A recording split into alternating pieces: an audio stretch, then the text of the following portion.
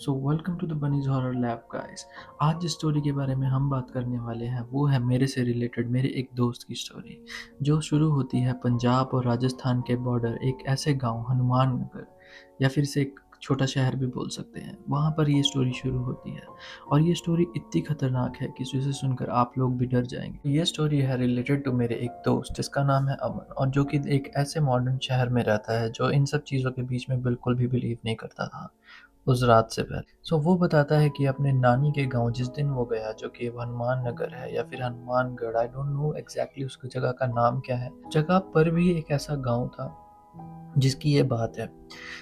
इस स्टोरी के अंदर जो लड़का है उसके जो घर वाले होते हैं वो पॉलिटिक्स से रिलेटेड होते हैं। बेसिकली जो उसका घर है, नानी का घर था उसका वहाँ पर, तो वो पॉलिटिकल या थोड़े से ऐसे था ना कि इलेक्शंस वगैरह के काम चल रहे थे उन दिनों, उसको वहाँ पर जाना पड़ गया अपने अ, उन दिनों जब वो वहाँ पर जाता है तो वो देखता है कि गाँव के अंदर बहुत अच्छी रौनक है, वो लोग जगह-जगह जा रहे थे अपने प्रचार के लिए। वही सब चीज़ें जो पार्टीज़ करती हैं, आस-पास जाना, लोगों को वोट के लिए अपील करना, ठीक है? ऐसे सब कुछ चल रहा था। वो बताता है कि घर में उस दिन एक फंक्शन था। ये एक उसी गाँव के 2 स्टोरीज़ में से पहली स्टोरी है जो मैं आपको बताने जा रहा हूँ। और ये स्टोरी इतनी खतरनाक है कि अगर आप भी इस जगह होते तो आप क्या करते? प्लीज़ कमेंट्स में लिख के ज़रूर बताना। वो बताता है कि जिस जगह पर उसकी नानी का घर था उसके जस्ट ही पड़ोस में या फिर उसके बैक साइड पर बताते हैं एक ऐसा घर था जिसके अंदर एक आदमी ने कर्जे से तंग आकर अपने पूरे घर समेत अपने पूरे घर के मेंबर्स को और अपने आप को तेल छिड़क कर आग लगा दी थी। ये कहानी बहुत ही ओल्ड थी और अब उस घर के अंदर कोई भी नहीं रहता था। बेसिकली उस घर के अंदर अभी कोई भी नहीं था सिवाय उस कोई कभी-कभार मतलब कोई देख-रेख वाला इंसान आता था तो आता था, अदरवाइज़ वो घर बंद ही रहता था। तो उस चीज़ के अंदर वो बताता है कि मेरे घर वालों ने मुझे साफ-साफ मना किया था कि सबसे टॉप वाले कमरे में मत जाना, वहाँ पर ज़्यादातर कोई आता-जाता नहीं है और बहुत कम हम लोग उस कमरे में जाते हैं। बट स्टिल जो मेरा दोस्त था उसका काम वर्क फ्रॉम होम का था, तो उसे रात को काम करना था और कॉल्स वगैरह का काम था, तो उसे वहाँ जाना पड़ गया। तो उसने बोला कि नहीं, मुझे अलग ही रहना है, तुम मुझे एक वही रूम दे दो जिसमें मतलब कोई ना आए जाए। और साथ में उसकी एक कज़न और छोटी उसकी एक छोटी बहन थी और वो और दोनों लोग वहाँ पे वो चले गए, ठीक है? ताकि उसको अकेला ना लगे और या डर ना लगे। 2 उसकी कज़िन्स थी आई गेस, उसने मुझे बताया, और वो लोग वहाँ पे गए, ठीक है? तो जब वो उस कमरे में जाते हैं रात को, बहुत ही अच्छा माहौल रहता है, मतलब जब वो काम करता है तो बेसिकली वो सारी रात जाग कर काम करता था। 3-4 बजे के अराउंड उसका काम जो था ऑफ़लाइन होता था वो, ठीक है? तो जब ये सब चीज़ हुई, तो जब ये किस्सा शुरू होता है वो इस तरीके से शुरू होता है कि वो रात को काम कर रहा होता है, उसके कानों में उसके ईयर प्लग्स लगे होते हैं और एक ईयर प्लग उसकी बहन के कान में लगा होता है, एक उसके। तो जब वो काम कर रहा होता है और वो गाने सुनते-सुनते उसकी बहन फ़ोन चला रही होती है, तब उसे आवाज़ आती है कि जैसे कोई पायल छनकने की आवाज़ आई है और कोई खिड़की के पास से चल कर गया। तो उसको लग रहा था कि यार ऐसे ही उसने फ़ोन में कुछ चलाया होगा या फिर कुछ ऐसा होगा, बट उन्होंने इग्नोर किया। फिर जब ये चीज़ें सब उसने जब फ़ोन बंद कर लिया, सब कुछ हुआ, तो फिर उसको फिर से ऐसा लगा कि बाहर कोई चल रहा है। ये चलने की आवाज़ उनको 2 बार आई और तीसरी बार जब ये आवाज़ आई तो उन दोनों ने एक-दूसरे की तरफ देखा। तब उन लोगों को पक्का कन्फर्म हो गया कि बाहर कोई है। बट उस रात को, इतनी रात को वहाँ पर बाहर जाना भी मतलब उनको ठीक नहीं लगा, तो उन्होंने क्या किया, सारी खिड़कियाँ, दरवाज़े प्रॉपरली खिड़कियाँ बंद करके उनको मतलब कर्टन्स लगा लिए और हनुमान चालीसा का पाठ शुरू कर दिया। तो जब ये चीज़ हो रही थी, उसके बाद उनको फिर ये लगा कि रात को जैसे आँधी आई हो, और राजस्थान की तरफ इन जगहों पे रात को हमेशा रेतीली आँधियाँ आती रहती थी। तो ये जो फर्स्ट इंसिडेंट है, ये वो अपने घर से रिलेटेड चीज़ का बता रहा है, ठीक है? रेतीली आँधी आती है तो छत के ऊपर वो बता रहा था कि बिल्कुल मिट्टी-मिट्टी हो जाती थी। तो वो बेसिकली बताता है कि छत के ऊपर जब हम अगली सुबह उठे तो वहाँ पर मिट्टी तो थी, पर मिट्टी के साथ कुछ ऐसा भी था। वहाँ पर एक फुटप्रिंट्स थे किसी लेडी के, जो कि छत के ऊपर बने हुए थे, और वो सुबह-सुबह उस टाइम पर उठा था जब मतलब दिन चढ़ चुका होता है और रोशनी आई होती है, और उस टाइम पर छत पर पक्का उसे यकीन था कि कोई नहीं आया होगा इतनी सुबह। बट उन्हें जब वो जाकर देखा तो वहाँ पर पैरों के निशान थे, जिसे देखकर वो बहुत ज़्यादा डर गया। अब उस डर से इनिशिएट हुई एक और कहानी। जब वो इतना ज़्यादा घबरा गया उस चीज़ को लेकर, उसके मन में आ गया स्ट्रेस। अब स्ट्रेस के अंदर उसे था कि यार मैं अभी किसी फ्रेंड से कैसे शेयर करूँ इस चीज़ को। बट वो बताता है कि मैं गाँव में जाता-आता रहता था, तो मेरा एक दोस्त था जो मेरे साथ बचपन में गाँव में खेला करता था। उसने उसको बुलाया और कहा कि भाई यार मेरे साथ ये चीज़ हुई है, चल। वो कहता टेंशन मत ले, हम दूसरे गाँव जाते हैं और पार्टी-शार्टी करके आते हैं। तो गाँव में मतलब ऐसा माहौल था कि 7-8 बजे के टाइम पे सब लोग अपने घरों में सो जाते थे और ज़्यादातर लोग घर के अंदर ही होते थे और गाँव में अंधेरा रहता था, मतलब ज़्यादा लोग बाहर नहीं होते थे उस टाइम। तो वो बताते हैं कि वो उस टाइम पर उन्होंने उस टाइम के बजाय उन्होंने 10 बजे वहाँ जाना सही समझा, जहाँ पे उन्होंने पार्टी करनी थी। थोड़ी दूर एक हाईवे के पास एक ढाबा या फिर आप कह सकते हो होटल टाइप था, जहाँ पर उन्होंने सोचा था कि हम पार्टी कर लेंगे, यार दोस्त मिलेंगे और बैठेंगे और खाएँगे-पिएँगे। तो ये चीज़ जब हुई उसके बाद जब मेरा दोस्त जो था वो बताता है कि मेरे साथ जो लड़का था उसने मुझे बोला कि रास्ते में एक सुनसान रास्ते के अंदर एक ऐसी जगह आएगी जो सुनसान होगी और मैं वहाँ तुझे बता दूँगा कि यहाँ पर स्कूटी या बाइक जो भी हो जिस पे भी वो जा रहे थे कि उसको रोकना मत, ठीक है?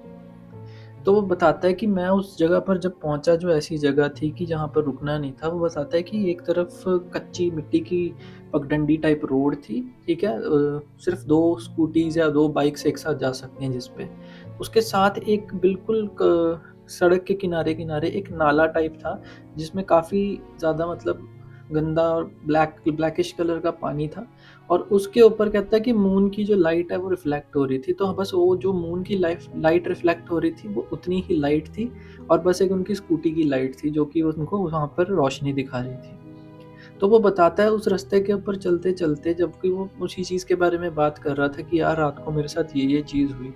वो इतना ज़्यादा डरा हुआ था तो उसके मन के अंदर डर बैठ गया जिस वज़ह से उसने आगे चलते हुए उसके दोस्त ने बोला कि भाई ये जगह थोड़ी-सी ऐसी है कि यहाँ हो सकता है चोर भी हो सकते हैं, लुटेरे टाइप और तू रुकना मत बस यहाँ से ना भगा देना और अगर कोई आगे आया तो उसके ऊपर चढ़ा भी देना, ठीक है? उसने उसको ये चीज़ भी बोल दी। तो फिर वो जब आगे बढ़ते हैं, ठीक है? तो थोड़ी दूरी पे चलने के बाद मतलब वो रास्ता कम से कम 2-3 किलोमीटर का होगा वो एक जो रूट था सिर्फ़। तो वो 1 किलोमीटर चला और कहता रास्ते के अंदर ना एक मुझे बैल टाइप दिखाई दिया सड़क के बीचों-बीच। कहता मैं साइड से लेकर चला गया फिर से। कहता थोड़ी दूर जाने के बाद कुछ ही मीटर दूर गए होंगे, उसके बाद वही बैल फिर एग्ज़ैक्ट सेम उनके सामने आ गया, ठीक है? तो फिर अब वो दोनों थोड़े घबरा गए, तो उसने पीछे वाले लड़के से बोला, "भाई ये क्या चीज़ है?" तो फिर वो कहता है कि, "तू सोच मत ये सब, तू चलाता रह।"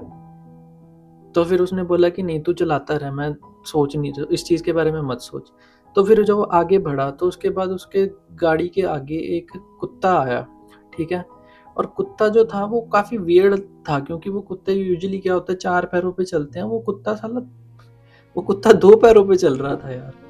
तो ठीक है, वो कुत्ता कहता कि यार भाई ऐसा था कि वो 2 पैरों के ऊपर चल रहा था। तो वो बहुत ज़्यादा घबरा गया इस चीज़ को देख के। कहता इतने में ही कहता मैं घबराया, इतने में कोई चीज़ जैसे जैसे मेरे स्कूटर के टायर के आगे आ गई। कहता ये मुझे भी नहीं पता चला कि क्या चीज़ थी वो और वो कहता मैं जाम हो गया स्कूटी का टायर। तो फिर मैं कहता वहाँ पे रुका और जब ये चीज़ हुई तो कहता मेरा दोस्त भी था साथ में तो कहता मैंने बोला कि भाई इसने बोला था रुकना नहीं है तो चल। कहता मैंने जितना हो सका कहता मैंने भगवान का नाम लिया और मैं वहाँ से चला। तो जब वो वहाँ से आगे बढ़े, तो वो कहता है कि जब जब हम मेन रोड के ऊपर चढ़े हैं, उसके बाद ना मैं अपने दोस्त से बात करने की कोशिश कर रहा हूँ पीछे कि भाई ये क्या हुआ ये, है ना? क्या अजीब-सी चीज़ थी। वो कहता है कि मैं देखता हूँ कि उसने मेरी पीठ के ऊपर अपना सिर लगा लिया है, ठीक है? और वो बेहोश हो चुका है बिल्कुल और वो बात नहीं कर रहा है। और उस चीज़ के बाद ही मेरा जो लड़का जो मेरा फ्रेंड था वो और ज़्यादा पैनिक करता है इस चीज़ को सोचकर कि यार भाई इसको क्या हो गया, है ना? तो वो उसको पकड़ता है किसी तरीके से और लेके जाता है कि थोड़ा बहुत शहर वाला जो एरिया आता है थोड़ा जहाँ पे बिल्डिंग्स-विल्डिंग्स बनी होती हैं। तो वहाँ पर एक टी पॉइंट पर एक हनुमान जी का मंदिर होता है। तो उस टाइम पे उसको यही चीज़ याद आती है कि मैं मंदिर ही ले चलता हूँ इसको। तो वो जैसे ही मंदिर जाता है, वहाँ पर पंडित जी होते हैं वहाँ पर एक बहुत ओल्ड एज के पंडित जी होते हैं, जो उसको बोलते हैं कि भाई तुम मतलब उनको वो अंदर ले आते हैं अपने मतलब मंदिर के साथ ही उनका एक रहने के घर टाइप बना होता है, उसके अंदर वो उनको बिठा लेते हैं और वो बताते हैं कि उन्होंने कुछ उसके ऊपर जल छिड़का, कुछ कुछ धागा बाँधा हाथ के ऊपर और उसके बाद उसको होश में लेके आए कुछ और उसको बोला कि ये चीज़ एक चीज़ बट पकड़ाई उनको दोनों को उन्होंने हाथ पोटली टाइप और रेड कलर के कपड़े में कुछ पोटली थी। उन्होंने बोला कि जब भी तुम अब दोबारा उस रास्ते से जाओगे, इस पोटली को हाथ में रखना। तो फिर उसने बताया कि उन्होंने मुझे बोला कि अब बिल्कुल भी कहता रुकना मत या कुछ भी कहीं जाना मत, अब सीधा वापस घर जाओ। तुम घर पहुँच जाओगे और तुम सेफ रहोगे। तो वो चीज़ जैसे ही उन्होंने किया, वो बात नहीं कर रहे थे उस चीज़ के बारे में और वो वैसे ही वापस घर गए। और घर जाने के बाद उन्होंने अपनी ये चीज़ जो थी अपने घरवालों को इंसिडेंट बताया और उन्होंने बहुत सुना घरवालों से कि तुम इतनी रात को क्यों क्यों गए? मतलब है ना, ऐसे ऑब्वियसली किसी के भी घरवाले अलाउ नहीं करेंगे कि कोई मतलब ऐसे नई जगह पर जाकर ऐसे करे। तो इस कहानी से ये पता चलता है कि मतलब अगर आपको मतलब नहीं किसी जगह के बारे में नई नई जगह है, कोई नहीं पता है तुम्हें और अगर कोई बोल भी रहा है कि यहाँ जाना ठीक नहीं होगा, तो तुम ज़्यादा ज़िद करके तुम वो मत बनो हीरो कि हाँ, मुझे जाना ही है, तो रुक जाओ, ठीक है? लोकल जो लोग होते हैं, उनको ज़्यादा चीज़ों के बारे में पता होता है और उनकी बात मान लेनी चाहिए।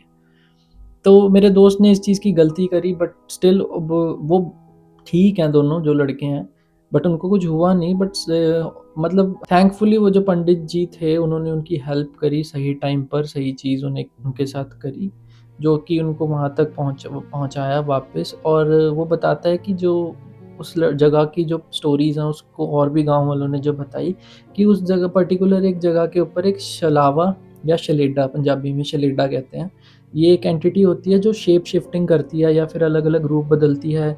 कुछ मिनट्स में दूर-दूर के डिस्टेंस कैरी करती है। कभी वो सिक्का बन जाएगा, कभी पेन बन जाएगा। अगर कोई उसे उठाकर जेब में डालता है, तो वो जेब में हैवी होता है। मतलब ऐसी कई सारी कहानियाँ जो हैं शलेडे के बारे में कही जाती हैं, जिसके आगे भी मैं आपको और टॉपिक के अंदर बताऊँगा जो भी अलग-अलग स्टेट्स के अंदर जितनी अलग-अलग तरीके की एंटिटीज़ होती हैं, उनके बारे में।